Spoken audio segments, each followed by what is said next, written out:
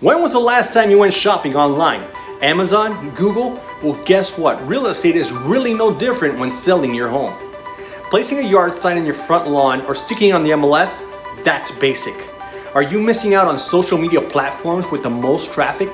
I'm Sam Meraz with Homes by Sam and Avanti Way Realty, and you need to maximize your home's exposure by getting it in front of the most potential buyers possible.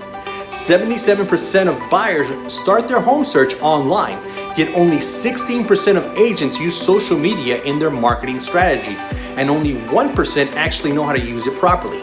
As a real estate professional, I want to offer the best marketing strategy possible. So I came up with a disruptive strategic digital marketing plan that places your home in front of thousands of potential buyers weekly. You're probably looking at this video right now as a result of those efforts. If you would like to hear more about how I use tools that Fortune 500 companies use to place your home in front of more potential buyers, give me a call. And remember, we're here to serve you and make it a great home buying and selling day.